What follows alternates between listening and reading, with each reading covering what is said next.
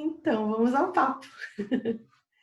Então, hoje a gente está aqui para conversar um pouco sobre tônus, trofismo e força, né?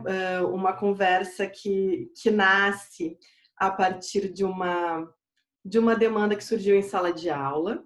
E como eu e o Rafa, a gente trabalha já há muito tempo juntos e estuda juntos, e eu convidei ele para poder conversar comigo e conosco sobre essas questões que volta e meia voltam a fazer parte, né, dos questionamentos dos acadêmicos de fisioterapia e também dos profissionais. Eu sou da área da neurofuncional, então dentro da neurofuncional a gente tem toda uma outra lógica de fisiopatologia da função neuromuscular, e esse é um questionamento que realmente volta e meia surge, né? Então a gente vai conversar hoje sobre isso. Então eu queria pedir para o Rafa se apresentar para a gente poder prosear. Muito bem. Então, como a Lela já me apresentou, meu nome é Rafael, eu sou fisioterapeuta, né, com especialidade em traumato-ortopedia, então já vi que é um pouquinho, né, diferente da especialidade da Lela, mas não por isso que a gente venha. Não é por isso que a gente venha trabalhar menos junto, né? E sim que mostrar o quanto essas áreas muito se agregam. Eu sou professor na universidade, sou colega da Lela lá na Unisc, e tenho uma clínica também, né, de atuação muito mais voltada na área de ortopedia e traumatologia. Eu acho que é uma discussão muito válida, né, e, enfim, vai agregar bastante para todo mundo, né, a fim de que geralmente ainda surgem, né, algumas dúvidas em relação à conceituação né, e aplicabilidade de exercícios propriamente dito, dependendo da necessidade que o paciente vem apresentar. Então, acho que a gente vai caminhar meio que por essa linha aí hoje, né, Lela? Penso que sim. Acho que uma das coisas que eu sempre falo para os alunos, Rafa, é o quanto o paciente neurológico, né, com disfunção neuromuscular, ele é um paciente ortopédico, né, porque ao haver a alteração do tônus muscular, isso vai incidir diretamente sobre a postura e haverão alterações posturais que a longo prazo, né, também produzirão alterações na mecânica respiratória. Então, eu penso que a gente poder enxergar esse inteiro, né? O quão mais precocemente a gente possa enxergar esse inteiro, tanto melhor para a gente conseguir pensar numa condução terapêutica que Uhum, seja uhum, realmente preventiva, né? Que a gente uhum. possa atuar minimizando os danos né? As sequelas que podem ir se somando. Então, acho Tu que isso é sabe, Lela, fundamental.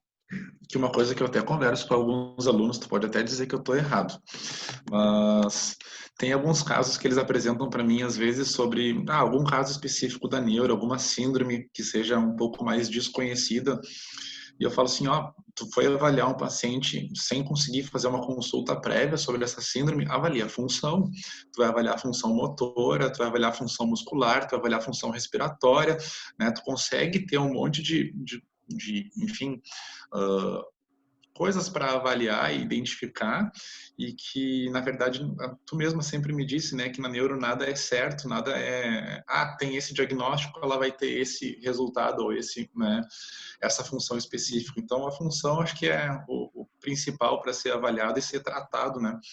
Então, por mais que não se conheça a síndrome, que, claro, vai ter que pesquisar depois, enfim, né, para saber quais são os desenrolamentos dessa síndrome, mas eu acho que sim, o principal é esse, é saber a função e aquilo que está afetado e de que forma a gente vai poder fazer para trabalhar com isso. Aí que eu vejo que as duas áreas realmente se juntam, né? É, o que eu sempre digo para os meus alunos na neuro é isso, assim, a gente não, que é muito, né, muito reafirmando isso que você está dizendo, a gente não avalia a síndrome ou a Uhum, lesão, uhum, a gente uhum. avalia o paciente, Isso né? aí, Então, se um isso aí, paciente me chega sem diagnóstico, o que eu faço? Eu não avalio, né? Exatamente. né? Eu avalio a pessoa, eu faço uma anamnese, eu faço uma boa uma boa avaliação física para poder entender, né? A anamnese me ajuda a entender talvez aquela sintomatologia, mas eu preciso pensar no paciente, é ele que eu estou avaliando. Né? É ele que é a função dele que eu preciso entender, decodificar. É aquele exemplo clássico que a gente sempre usa, né? Pelo menos em cinese eu uso, de um pensamento SID e CIF, se é que tu me entende, né? Um pensamento SID, a gente vai ter um paciente, sei lá, com um acidente vascular, que frequenta hidroginástica, que caminha, que vai no mercado sozinho, que compra, né, que trabalha, etc e tal. Assim como tem aquele paciente com o mesmo CID, né, acidente vascular, e que, enfim, é acamado e tem uma função muito limitada. Então a gente tem que sempre, mesmo pensando em diagnóstico definido, pensar pelo lado funcional, né? Sem dúvida, né? Porque o que eu, como eu costumo comentar, quando eu te digo, tu vai avaliar uma criança com paralisia cerebral, tu consegue saber o que tu vai avaliar? Não tem como Nada. saber, né? Tu pode saber a idade da criança e saber que ela teve uma lesão encefálica. Agora, que áreas foram acometidas? Em que dimensão foi acometido, né? E como está a função dela? Tem tantos fatores que variam para determinar essa função, né? Eu ia dizer, a dimensão da lesão ainda assim não explica a função. Exatamente. Porque vai do quão precocemente ela iniciou a Aham. fisioterapia, a qualidade da fisioterapia que ela recebeu, o tempo de fisioterapia, o quanto a família, né, entrou junto nessa terapêutica para ajudar durante o dia a dia. São Sim, muitos sim. fatores que determinam, Não, né? é incalculável, completamente. Por isso que eu acho que né, essas conversas assim são sempre fundamentais para a gente poder. Talvez a gente esteja dizendo algo aparentemente óbvio, mas a gente vê o quanto a gente precisa voltar a esses conceitos e como a gente toda vez, mesmo nós professores, né, e fisioterapeutas já com tempo de caminhada, toda vez que a gente volta a esses conceitos, a gente volta com uma outra história, né, com outros pacientes que a gente atendeu, outras aulas que a gente já deu e que a gente repensa, né, esses conceitos e compreende eles de uma forma diferente. É bem interessante porque, como tu disse, a experiência ajuda com isso, né? Mas parece que a cada semestre tu tem um caso diferente para conseguir apresentar, uma relação diferente de caso para apresentar. O caso A que evoluiu de forma, né, X e o caso B que evoluiu de forma Y e por que isso, né? É interessante, é ótimo conseguir aliar, né, essa prática ao ensino, assim, só agrega. Sem dúvida, sem dúvida. Porque dá sentido, né? Não é o Exatamente. conceito pelo conceito, é o conceito aplicado a uma situação de vida, né? Que faz com que haja razão da gente aprender esses conceitos e rever eles sempre, né? Exatamente. E aí a gente vê que aquele conceito às vezes pode não fazer sentido nenhum, né? Quando a gente está com o paciente na frente ali e vê o caso específico em si e todas as, né, problemas secundários que geralmente o paciente apresenta, né? E é aí que vai ser o bom profissional vai se diferenciar para conseguir agregar isso aí tudo. Exatamente, exatamente. Então, vamos conversar sobre Vamos ao tema tonus-trofismo e central. força. Mas eu acho que foi bem bom essa nossa, né, esse nosso início de conversa, porque isso é dar contexto para né, para que servem esses conceitos. Eu Perfeito. trouxe de tônus um conceito que eu gosto, que eu uso, eu tenho alguns conceitos que eu uso nas minhas aulas de neuro, mas eu gosto muito do conceito de tônus que a Lídia Coriá nos traz, que era uma neurologista argentina, porque eu penso que ela, né, ela olha para o tônus de um jeito bem amplo, assim. Tem alguns outros autores que eu gosto de trazer junto para poder falar do tônus também relacionado às emoções, de como funciona isso, né? Mas eu acho que da parte inicial, assim, da gente entender o tônus, ela qualifica bastante bem. Ela diz assim, ó, que o tônus muscular, ele é definido, ela cita um outro autor, né, que é Bordas, como um estado de tensão permanente dos músculos, de origem essencialmente reflexa, e eu acho que aqui é um ponto que ela marca muito bem aonde que o tônus ele pega uma outra curva diferente do trofismo, né? Ele é de origem essencialmente reflexa, variável, ou seja, ele varia de acordo com o calor, com o frio, com o meu estado emocional, se eu estou mais tensa, mais relaxada, cuja missão fundamental tende ao ajuste das posturas locais e da atividade em geral, já que ele fundamenta a possibilidade do movimento a partir da postura, e dentro do qual é possível distinguir de forma semiológica diferentes propriedades. Cabe deduzir desta definição que o tônus, ainda que se expresse nos músculos, é uma atividade regida pelo sistema nervoso central. Pronto, podemos finalizar, eu acho, já, né, Léo?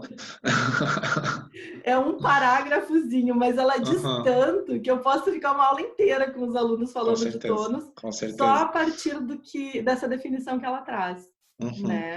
Ela traz uma definição muito completa e resumida, na verdade, né?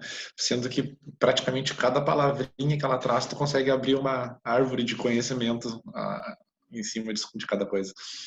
Exato. Ela tem esse livro que eu gosto de usar, é a Maturação Psicomotora no Primeiro Ano de Vida da Criança. É incrível, ela destrincha assim cada reflexo normal do desenvolvimento motor, as reações de balance, é muito legal. E eu gosto muito desse conceito assim do tônus, porque é isso, ele está na origem do movimento, né, da função toda. Embora lá na infância, no primeiro trimestre, a gente possa falar numa hipertonia fisiológica, a partir do terceiro trimestre de vida, a hipertonia é sempre uma condição de alteração de quê? Do sistema nervoso, né? Então... Eu vou te trazer, Léo, bem agora pensando numa fala bem ortopedia e traumatologia, tá? Bem traumatologia, na verdade. Teve uma lesão, vamos supor, tive um paciente com uma lesão no joelho, fez lesão ligamentar, fez lesão meniscal, eu tô vindo pro lado traumatológico, tá? Fez estiramento muscular, e foi um estrago, certo? Não seria tão estrago se ele não tivesse feito também uma lesão nervosa, entendeu? Para ver o quanto a lesão nervosa ela toma conta de todo o estrago em si, entende? Então, a parte nervosa ela sempre vai vir antes, ela sempre vai anteceder e sempre vai ser o que vai ser o foco principal para daí a gente começar a pensar na parte muscular, para a gente começar a pensar na parte ligamentar, enfim, né, e todas as outras lesões acometidas. Eu acho que assim eu já consigo entrar nessa linha de que o tônus, ele sempre vai vir antes do trofismo, né, porque a parte nervosa, ela sempre vai ser mais importante para a gente conseguir tratar, modular, seja lá o que for, antes de começar a pensar em trofismo em si, sendo que tu nem colocou ainda o conceito de... Mas eu acho que é importante que a gente possa pensar que não existe movimento produzido apenas pelo músculo, né? Que quem vai fazer com que o músculo funcione é o sistema nervoso central e periférico, periférico também, para que possa toda a informação chegar ao músculo, né? Mas como eu vejo que é difícil isso para os acadêmicos no início, antes de terem os fundamentos, e para muitas famílias também, por exemplo, entender que um paciente que não consegue se colocar em pé, né, por causa de uma plegia, que o problema não está nos membros inferiores. O problema não é na perna. Mas por que o fisioterapeuta vai lá e trabalha na perna e ele não fica bom? Né? Difícil, muitas vezes, para as pessoas entenderem que o problema, que a consequência é na perna, né? Mas que o problema é lá dentro, é lá no cérebro, ou lá na medula espinhal. Exatamente. E entenderem também que tanto se trabalha na perna, mas é para manter condições para que, se a parte nervosa melhorar, eu não tenha um estrago tão grande dessa parte muscular distal, vamos pensar assim, né? Então, mas é difícil realmente, tanto para o paciente, como para os familiares, ou então até para os alunos, como tu disseste, entender que isso vem antes e que se trabalha na perna pensando em prevenção de deformidades, quem sabe, né, ou tentar manter ativo, mas acho que a palavra prevenção de deformidades acho que engloba quase que tudo, sejam deformidades articulares como musculares. É manter uma condição osteomuscular ideal para responder, né, às Isso, informações do sistema nervoso, para veio um impulso que o músculo deu isso. condição de interpretar, eu tenho um músculo ali Uhum, acordado, uhum, uhum, uhum. né? Perfeito. Ele está É acordado, isso ele aí. está pronto para responder, né? Exatamente, é deixar o músculo apto a. Perfeito. E eu vejo que quando eu faço estudos de caso perguntando assim, como está o tônus e o trofismo dos pacientes, de um paciente no estudo de caso, Uhum, muitas vezes no início, assim, quando os acadêmicos ainda não conseguem entender esses conceitos, parece assim, se o tônus está aumentado, o trofismo está aumentado, se o tônus está diminuído, o uhum, trofismo está diminuído, uhum. né? Assim com os reflexos também. E Deve ser pela questão do movimento involuntário, né? E que promove contração, que consequentemente pode ser que promova um trofismo, pode ser. pode. Mas, por É. exemplo, numa hipertonia, né, ainda que seja uma hipertonia espástica, assim, que não Uhum, tenha algum outro, uma distonia, por exemplo, uhum. pelo desuso, o paciente vai perder trofismo, Exato, exato, concordo. Uhum. Não, né? só quis dizer que às vezes a confusão pode se dar pelo fato de, ele está com uma hipertonia espástica, ele está contraindo full time, ele vai promover Uhum. trofismo. Não, não vai, né? Eu acho que a gente vai ter que marcar um outro encontro, Rafa, para poder falar dos diferentes tipos de tônus e o que isso Uhum. produz, né? Porque Tá? assim, a distonia produz um trofismo diferente, e Uhum, daí ali uhum, nos diz que trofismo nem sempre é função, né? uhum. Diferente da hipertonia plástica, diferente da hipertonia espástica. Acho que a gente vai ter que, próximo sábado, a gente se encontra para falar disso, eu acho. Eu topo, eu topo. Eu gosto. Então tá, pré-agendado. Então, eu queria que tu falasse, né, um pouco para gente dessa condição do trofismo e da força, né? Porque às vezes eu vejo a discussão acontecer é, por exemplo, com o uso de corrente russa ou de Uhum, feias para melhorar a força, uhum. né? Ou a gente vê tanta propaganda de ginástica passiva, né? É só lá botar uns eletrodinhos no abdômen e ficar com o abdômen saradão, né? E tu Uhum. é da área da cinésio, é tão fácil assim, só botar uns eletrodos e ficar assim saradão do jeito que mostram naquelas propagandas. Quem dera, né? Eu acho que aquelas empresas iam estar ricas nesse momento se fosse realmente assim. Então, sobre isso eu acho bem interessante, e por eu ser mais da área cinesioterapêutica, às vezes né, as pessoas dizem que eu carrego muito para um lado e deixando essa parte eletro de outro lado. Porém, trofismo e força tem algumas diferenças sim, né? E de uma forma bem resumida, não estou com nenhum conceito aberto aqui, mas eu costumo falar abertamente de uma fala bem simples para os alunos. Eu considero o trofismo como sendo relacionado à questão de volume muscular. Né? Então, quando a gente fala de trofismo, a gente está falando de volume, a gente está falando daquele músculo crescer ou diminuir, né? Em tese, um músculo com mais trofismo geralmente produz mais força, né? Mas também não quer dizer que isso seja lei. A força ela vai estar associada a movimento, a exercício, a funcionalidade, a demanda que a pessoa tem no dia a dia, ela tem que ter uma força X para conseguir atender as demandas que ela vai ter, sejam elas atividades de vida diária, ocupacional, de lazer, né? Enfim, todas as atividades que ela faça. Ela vai sempre ter que produzir uma força específica que suporte as atividades que ela execute, o que não está ligado diretamente a um trofismo. Eu jamais vou poder saber se essa pessoa está com a sua força adequada medindo perimetria, por exemplo, né? Que é uma forma de a gente avaliar trofismo, vamos supor assim, porque isso não vai me responder nada, vai me responder se eu tenho simetria de membros. Ponto. Agora não vai me dizer se eu tenho, não, aqui ó, pela medida eu posso ver que está com a força, ok. Não, não tem como. Vai ser sempre relacionado ao conseguir cumprir com as atividades do dia a dia. Sobre a estimulação elétrica, eu sempre falo que eu acho que ela é importante, principalmente quando a gente fala de russa e de feias, por exemplo, né, que são estimuladores elétricos. Agora, eles por si só, eu não consigo entender como sendo algo que vai resolver o problema de falta de força dessas pessoas, né?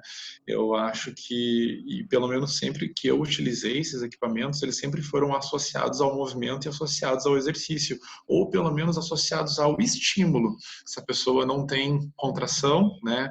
Se a pessoa não tem movimento, pelo menos ela tem que mandar a mensagem, né? Para conseguir estimular aquele músculo, mesmo que ele não movimente. Então, eu vou ter um estímulo pelo eletrodo distal, mas eu vou ter um estímulo central, né, que vai estar conseguindo ajudar a realizar a contração.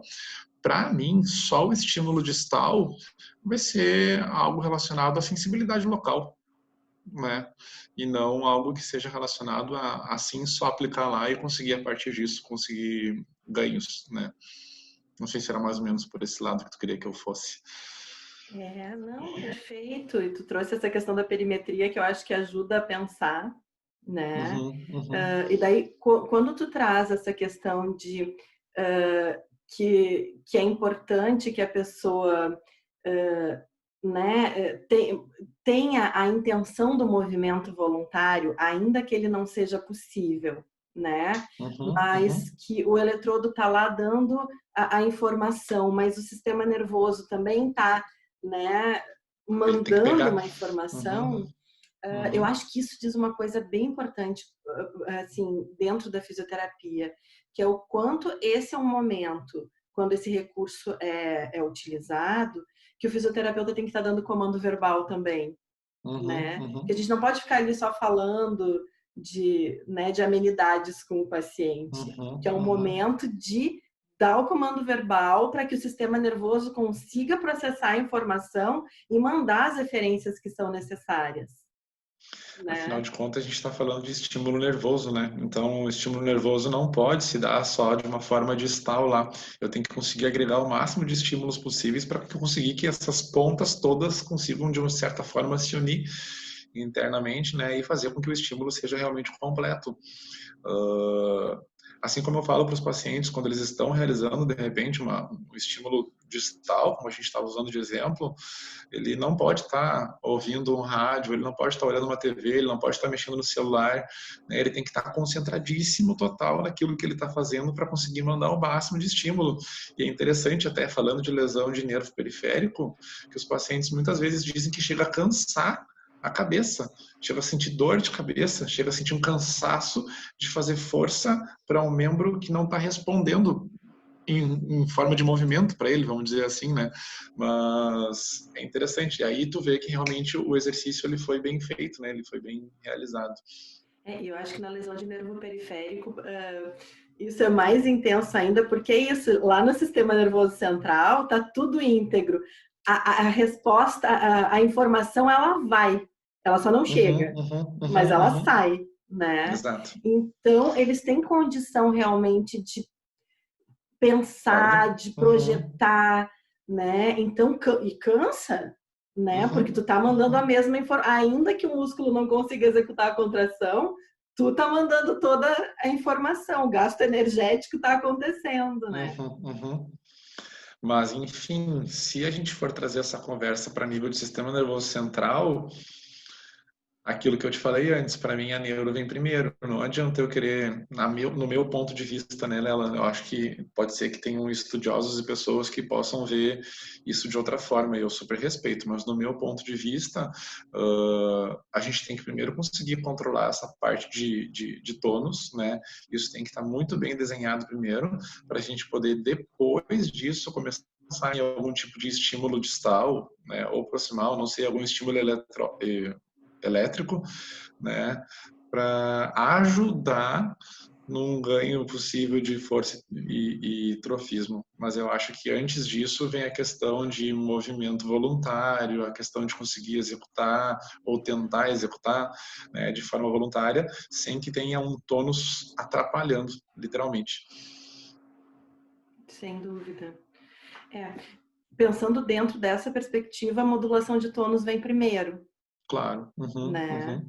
O que eu acho que é importante, Rafa, tu que é da cinésio, da gente poder comentar, pegando esse gancho de tônus e trofismo, é que eu tenho tentado cada vez mais mostrar para os acadêmicos que as técnicas passivas de modulação de tônus, que são muito eficientes, elas são muito importantes para o paciente que também é passivo, que também não consegue executar ou precisa delas no início do atendimento para conseguir uma função motora melhor ao longo do atendimento. Mas que a cinésio também faz parte da modulação de tônus. E que se o paciente tem movimento ativo, voluntário, com algum controle, Eu estou modulando. o que vai determinar o quão essa cinésio vai ser mais ou menos moduladora desse tônus é o modo com que eu conduzo esse exercício. Uhum, uhum. Né? Porque quando eu falo numa diagonal, por exemplo, eu estou falando de movimento ativo. Então, eu estou falando de cinésio. Uhum, uhum. Né? Eu concordo contigo e até esse é um questionamento que eu ia te fazer para saber se tu, né, se os nossos pensamentos se batem. Mas para mim, nem sempre eu vou precisar fazer uma modulação típica, vamos supor, tomada de peso ou com a contração, né? Se eu tenho um movimento ativo. Eu acho que ao fato de produzir movimento ativo, eu já estou modulando esse tônus, né? Porque eu estou conseguindo fazer uma contração X que execute uma função na qual é desejada por mim. Só isso já faz com que o tônus se module, né? Agora, eu vou ter que, de repente, partir para técnicas mais passivas quando eu perceber que a minha parte de movimentação ativa ela não está respondendo da forma que eu gostaria. Aí sim, aí eu vou, de repente, ter que aplicar alguma outra técnica que me permita realizar um movimento ativo de forma melhor, né? E aí sim, através do movimento, eu vou estar modulando esse tônus. Eu ainda penso que se o paciente ele tem condição de se colocar em postura, né? Em vez de fazer uma tomada de peso, que eu vou fazer uma força imensa para transferir carga sobre as articulações, eu posso fazer uma transferência de peso. Com esse paciente. Concordo. Aonde E é ele vai funcional, transferir o peso do seu próprio corpo sobre as articulações para estimular aqueles receptores articulares e modular o tônus. Daí eu vou determinar se eu vou num fluxo, né, contínuo ou intermitente para modular esse tônus para mais ou para menos. Né? Mas E faz muito mais parto sentido do pensando de movimento. forma... Oi? E faz muito mais sentido pensando de forma funcional, né? É muito melhor que seja ele executando, muito melhor que seja ele sentindo, é muito melhor que seja ele fazendo para conseguir ter uma resposta melhor do seu próprio músculo. Sem dúvida. É controle motor, né? É ele controlando o próprio movimento, o próprio corpo. Sim. E para mim tudo parte desse controle motor inicial, assim, né? Para tu começar a pensar em força e trofismo, por exemplo, não adianta a pessoa trabalhar força e trofismo pensar que está trabalhando antes de ter algum controle motor, né? Sim, não tem como. É. Porque precisa do movimento ativo. Isso aí precisa saber contrair, precisa saber ativar direitinho, precisa saber, né, qual o movimento, a força que tu tem que executar para ativar, para daí então a partir disso, né, começar a pensar em mais. É difícil para a gente quando a gente tem controle sobre o movimento e as coisas se dão de forma tão automática. E é isso, né?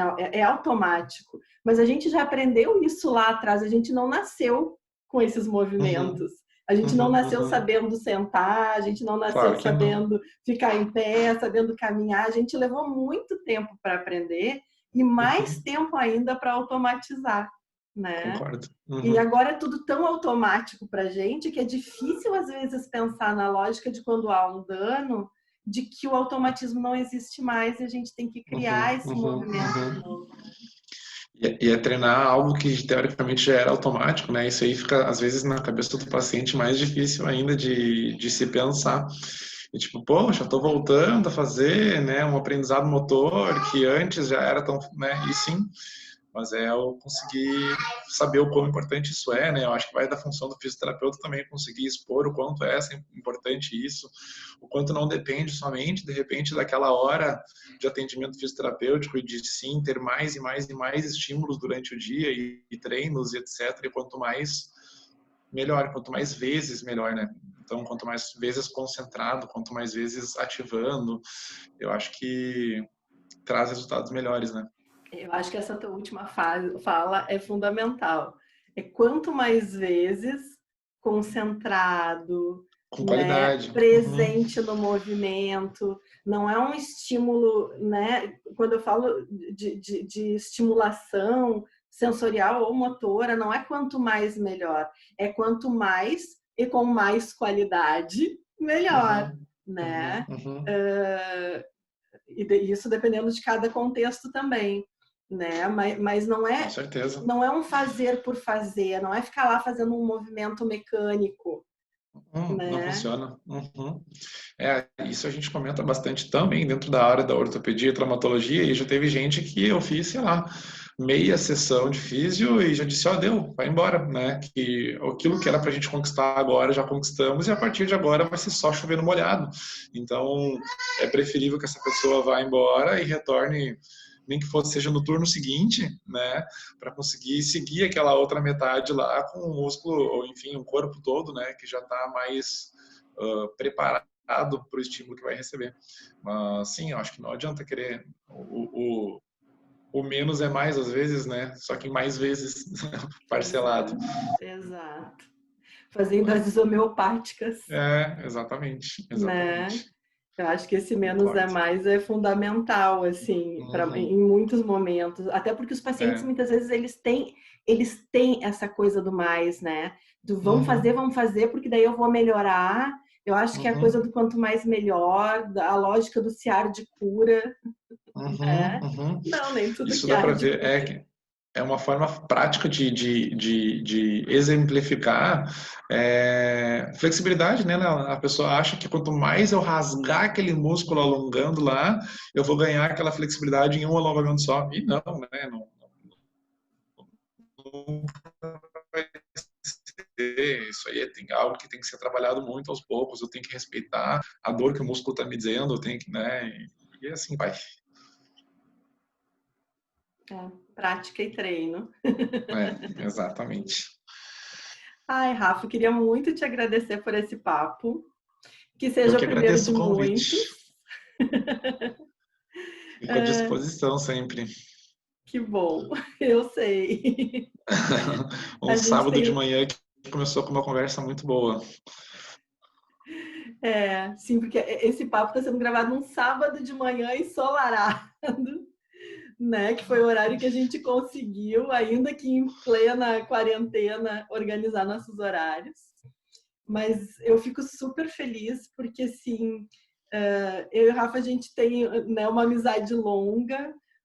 O Rafa foi meu aluno, se tornou um grande amigo e depois um colega na universidade. E a gente se socorre muito, né, Rafa? Quando eu preciso Graças a Deus. da orientação da traumato-ortopedia, eu corro para o Rafa.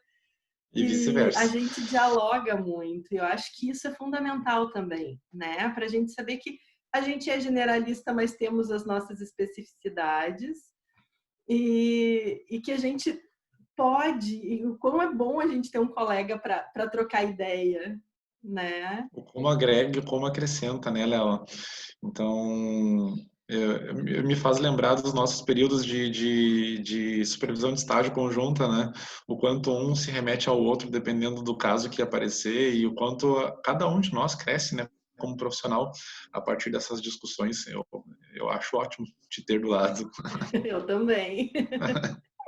E eu fico super feliz, assim, nesse momento que, né, eu escolhi iniciar as atividades do meu espaço de um jeito diferente por conta da quarentena, né? Então, o meu espaço real para atender meus pacientes está lá, quase pronto para atendimento. Eu não sei quando eu vou poder usufruir, mas eu disse, não, deixa eu pensar numa outra forma de estar junto com as pessoas que eu gosto. Se não dá para ter roda de conversa lá, não dá para ter grupo de estudos lá, vamos fazer de um Deixa outro aqui. jeito, né? E poder, né, poder levar esses nossos estudos, partilhar com outras pessoas, né? A roda de conversa pode ter certeza que vai ser muito maior aqui do que lá, tá? Cabe muito mais pessoas. Com certeza, com certeza. E é bem legal até, né? De quando o vídeo for ao ar, quem estiver com a gente entre na roda, né? Que possa nos mandar questionamentos, se quiserem, né? Para a gente poder dialogar, de repente até fazer outros vídeos a partir de outras Dúvidas que venham a surgir. questões, né? Então é bem bacana. Eu queria te agradecer um monte. Esse foi o primeiro vídeo gravado nessa, né, nessa ideia desse bate-papo sobre físio, reeducação. Não sei se sobre fisioterapia, sabe? Porque eu acho que é muito mais sobre neuroaprendizagem, né? Visto de diferentes perspectivas do aprender, né? Aqui no caso do aprender o movimento ou reaprender o movimento, do que de fisioterapia mesmo, né? Porque essa nossa conversa pode ajudar a clarear ideias de Outros profissionais. acadêmicos, mas também de outros profissionais, né? Da área da educação, da área da saúde, familiares. Então, eu vejo muito mais como um bate-papo sobre neuroaprendizagens. Verdade. A gente ficou bem na base da base da base, mas eu acho que foi super válido, pelo menos para mim. Eu já saio carregado dessa nossa conversa de hoje. Eu também saio abastecida. Isso. Né? De outras aprendizagens, porque sempre que a gente bate papo, são outras aprendizagens que vão, Exatamente. né, abrindo, a gente vai formando novas Com certeza. sinapses. Né? E essa delícia do quanto uma conversa teoricamente acadêmica, teoricamente no sentido de, pode até que seja só acadêmica, pode ser tão prazerosa, né? Eu sempre que eu me remeto ao lúdico, eu remeto ele ao sentido de prazer. Nem é isso, a gente é tão encharcado desse desejo de fazer, desse prazer de fazer, que vai muito além do papo acadêmico, e eu acho que ele amplia muito também, porque quando a gente é muito cheio de desejo, assim como a gente quer ler mais, a gente quer conversar mais, a gente quer saber mais, né? É E aquilo não que eu se digo, né, importa de se Lela? encontrar num sábado de manhã cedo para ter esse papo. Não adianta tu só ler, não adianta tu só ficar em artigos, livros e, enfim, agregando conhecimentos. Tu não vai conseguir discutir com um profissional sobre esses assuntos que tu vem lendo, que tu vem estudando e eu acho que é aí que o aprendizado vem à tona realmente, né? Em que eu falo X, tu fala Y e isso aí faz sentido. Então aí tu pensa, não, eu tô no caminho certo mesmo. Eu acho que é isso. O Rubem Alves, ele fala, há muito tempo eu li um livro dele sobre ciência e sapiência, é o nome do livro. E ele faz uma analogia com a comida mineira, sobre isso que tu tá falando, que é muito legal, porque ele diz assim, se tu comer, e não parar para digerir, tu vai ter uma indigestão. Né? Então, Faz se todo eu sentido. ler, mas eu não parar para poder colocar aquilo, né? Discutir com outra pessoa é ótimo, porque eu consigo organizar, né, aquilo tudo que eu li. Olhar para o meu paciente e enxergar nele tudo aquilo que eu li e ressignificar aquilo que eu li. né? Isso é fazer digestão. É fazer digestão do conteúdo, do aprendizado. Eu acho que a gente precisa digerir muito para poder aprender. Verdade. Vamos marcar mais umas digestões, então. Vamos. Ai, Rafinha, obrigada. Feito, Obrigada. eu que agradeço o Realmente, convite. Fico muito feliz, né, de tu ter me chamado para discutir um assunto como esse. Admito que eu fiquei um pouco assustado, pensei ela vai entrar no mundo neuro, eu vou ficar perdido, mas foi uma parece. conversa muito proveitosa e que espero que agregue não só para a gente, como para mais pessoas aí. Como a Lela já disse, fica o convite, quem quiser deixar comentários, perguntas e agregar na questão da discussão, eu acho que é muito válido para isso. Legal, então. Bom, já temos até papo para um próximo, ideias para um próximo papo. Então tá. Exatamente. Obrigada. Pessoal, fiquem com a gente. Outros profissionais vão vir papear, né, sobre essas aprendizagens múltiplas do universo, não só da fisioterapia, mas do ser humano, né, de como a gente funciona, aprende, se desenvolve. Então, fica o convite para nos acompanhar nessa série de bate-papos. Um beijo. Tchau, Rafinha. Tchau, tchau.